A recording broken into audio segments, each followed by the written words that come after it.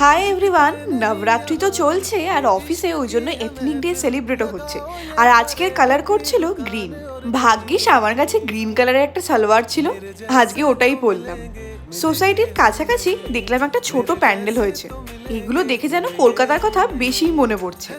Office শেষ করার পর যখন ফ্ল্যাটের দিকে উঠবো তার আগে দেখি একটা বেশ ভালো মতো প্যান্ডেল করেছে, কি কারণে জানি না।